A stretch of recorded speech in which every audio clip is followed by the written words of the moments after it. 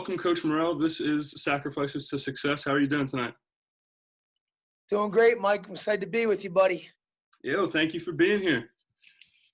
So in this podcast, we're going to talk about what it takes to create a successful team and different aspects of a team and what goes into being a championship team. So what I'd like to start with is what drives you as a head coach? Simple answer. Helping other people to be the best that they can be, to maximize their potential as people is what drives me every single day. Like, I get jacked up at the opportunity to help make other people better and to sacrifice myself to help them be the best person they can be. And when I went to school where you coached at, I saw that, and through the program, through like what we were given as opportunities, even outside of the football program, there were a lot of opportunities that you presented to us that you made sacrifices for. You know, the plyos in the morning where you came out early, sacrificed your time to be there. What are some opportunities that you, as a coach, give to your players that other schools might not have or competing teams don't have? Well, I think that, you know, if you're going to be successful in anything, you got to sacrifice time and energy first and foremost to make sure that you're developing a culture, right? When you develop a culture, the best way, in my opinion, to do it is to lead by example. So, you know, me getting up at 3:30 to be in the weight room at 4:15, 4:30 to make sure that the gym's set up for you guys, or weekend stuff, or whatever it may be, you know, doing that allowed a visual example of what it takes to be successful. So people knew, you guys knew, look, Coach Morrell is not just talking the talk. He's not just getting on us and telling us to sacrifice A, B, C, D, E, whatever. He's doing it. So if he's doing it, we're capable of doing it. So I think that opportunity to train all the time, the first class, trying to have first class facilities and first class schedules and just carrying yourself in a way where athletics, you felt important. Athletics isn't important to every place. You know what I mean? Yeah, of course. To some places, it's a total, you know, it's a second thought. Yep. Yep. So we made it, I think we worked to make it a culture, a lifestyle. We make it feel special, like you're doing something to better yourself. So I think that was really critical in creating the culture. Yeah, I agree. When going to school again, it was forced to participate in athletics because, you know, it makes you a better person overall. And being in those programs, you build those brotherhoods and families. And then you talked about sacrifices. And while watching your video while you were at Monmouth High School, when you were a wrestling coach there, you talked about turning your opportunities into priorities. What do you think would be like some major opportunities that you could turn into priorities to be successful? Well, when somebody's going to wake up and give you a weight room to go to at 4:30 in the morning, or somebody's going to train you and not just train you physically. Like, I mean, it's easy to see the physical piece of the morning workouts and all of our workouts. Like, that's easy to see. But the mental and emotional toughness Absolutely. to be able to get up and go do that is really like the underlying goal. Because when you start doing that, it shows you that you can change your lifestyle if you set your mind to it and you show some form of discipline. And when I was at Monmouth, that was the number one thing. Like, there was no discipline, there was no vision, there was no culture. So it was about, look, the physical stuff's going to come naturally, but if we can get into their psyche and attack and train the emotional and psychological and mental piece, then that's going to kickstart everything that we're trying to do. I agree. Culture is very important. I think culture can make or break a team. Like you said, you could have great talent or not. It's the culture that's going to bring the team together, you know? Culture is it's a psychological thing. It's not a physical thing.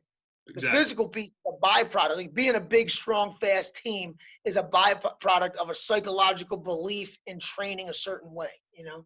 I agree. When you speak about setting examples for your player, what are standards that you set for yourself and for the rest of the coaching staff, as well as standards that you set for your players? Well, number one is attention to detail. I think very few people pay attention to detail in all things. That's why I think that it's not hard to be good in the world today at anything. It's not hard to be good. A lot of people in the world today are satisfied with being average, because that's the easy way. Yeah, of So course. if you pay attention to detail and the things you do, then you're gonna deliver a product that's gonna be It's really unique. good, That's right? unique to this world because everybody wants to take the easy way out. Exactly. So that's number one is attention to detail. Number two is, we often say, and you heard it when you were here, IAO, improvise, adapt, and overcome.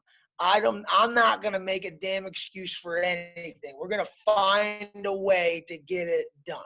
And that goes hand in hand with One way control or the another. controllables as well, right? That's another one that I love is that you're not going to sit here and complain about stuff that we can't control either. Exactly. You know what I mean? Don't come in and give me an excuse. Well, hey, I couldn't get it done. I had this when I got home. I had this when I go. All right, well, wake up earlier then. Set your alarm for 3 o'clock in the morning and get it done tomorrow morning, or stay up later and get it done, or find another Find a way, or way. reach out to somebody. Find a way. Exactly. So those two things I think are the most important to get you moving, towards success. My coach last year, we would go into his office and he'd talk to us about whatever we were going through, and he would say, "Is that a problem?" Be like, "Yeah." He's like, "All right, so what's the solution?" It's always don't Yep. come to me with your problem, come to me with your solution. Exactly. So aside from athletic ability, which you talked about, what are some things that you'd like your players to take away from playing at West Everett High School? Well, every student athlete that leaves West Everett High School, I want them to believe and have confidence that they can go out and take on the world, a hard world, and they can take on the biggest, the baddest, and the best to get whatever it is that they strive to get or to achieve. They have to believe that. So how do you do that at the high school level? Well, in my opinion, we don't hire coaches that are in it just to get wins. No team in this athletic department is taking on a cookie cutter schedule Mm-hmm. so that they can rack up wins and then get bounced out of the first round of playoffs when they play somebody hard. We want them to face adversity. I think you show that. So I don't mean to cut you off, but you spoke on that when it comes to Plios, like waking up early in the morning, making those sacrifices. And I think it's very important to teach kids in high school because it's something like I struggled with, until I got to college, like I said. Making sacrifice at a younger age is very important. So then it's easier to make those sacrifices. When you get to an age where there's not somebody behind you telling you, you need to do this, it's just something that that like it needs to be done. So I think it's very important what you're doing. Exactly. And creating those characteristics and qualities of young men leaving your program. Yep, agreed. It's critical, man. I think that adversity piece. Again, I go back to the mental, physical, and emotional adversity. Just taking on somebody that's physically bigger than you is one thing, but believing that you can win is a whole different part of the puzzle. You know what I mean? Believing that you trained harder, you paid more attention to detail, that you've been through more is as bigger than the physical piece. Regardless of the fight you're up against, there's always a chance, or not even a chance. There's always, the idea that you are going to win. You're going to come out victorious. Yeah. Like Bill Belichick once said, I think, that he doesn't expect them to win every game, but he wants them to go into every game with the idea that they're going to win.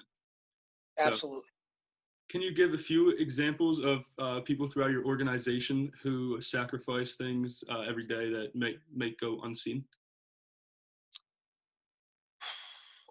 Nobody sees what our coaching staff does behind the scenes. And speaking as a high school athletic director, and a parent, I think that we're living in a culture where it's give me. And then as soon as you don't give me what I think I deserve, I'm going to complain about it. Mm-hmm. Or I'm going to blame you for it. And I rarely ever see coaches getting the pat on the back or the recognition they deserve for the unbelievable amount of hours that they put into offering each of our kids the greatest experience possible. So I would say, number one, it's our coaching staffs that nobody sees. Athletic trainers, just talking about our organization, it was Joe Panchello, who was just one of the best in the business, and that was because of the time. Absolutely. And the relationships that he took the time to develop. When you see teams that are failing, it's often because there's no relationship between the coaching staff and the kids. And the reason there's no relationship is because the coaches didn't want to take the time to learn about their kids.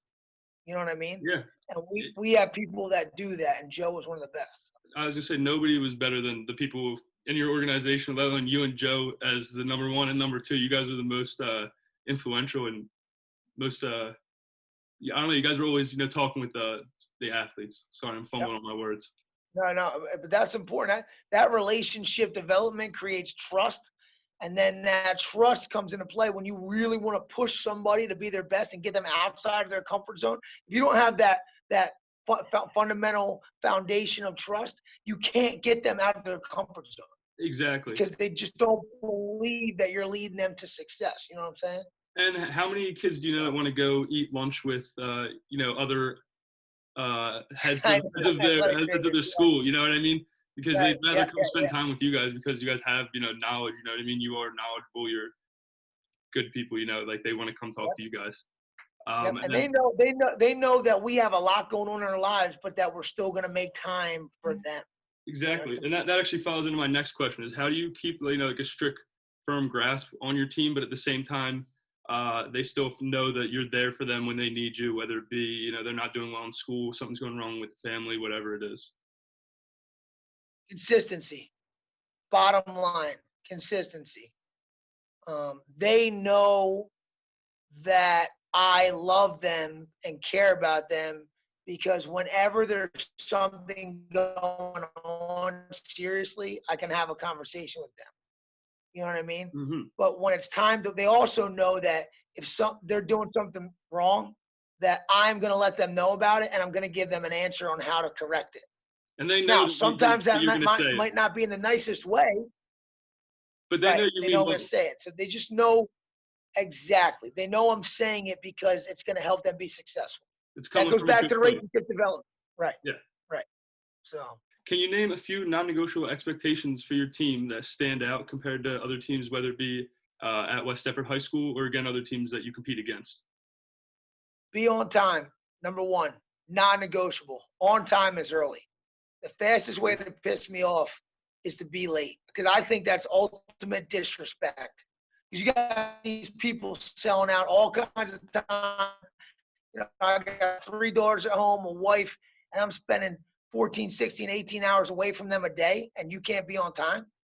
You know what I mean? If you can't be on time, that's just unacceptable. And I'd say the second thing is you need to be coachable. Yep, be coachable is the second one. Meaning I don't want to have to repeat myself over and over and over and over for you to get it right. Hmm. I think that's ideal, I guess, when it comes to players. Coachable players are the perfect ones because it's not like you need the best athlete. They're going to listen to you and they're going to do what you say, and they're going to be better because of it. Right. Exactly. All right. Well, Exactly. thank you very much, Mr. Morello. It was nice talking to you. No, you got it, Mike. I'm proud of you, man. Great job here tonight. I'm excited to see this when you get it all edited up and cut up. So keep up the good work over there. All right. Thank you very much.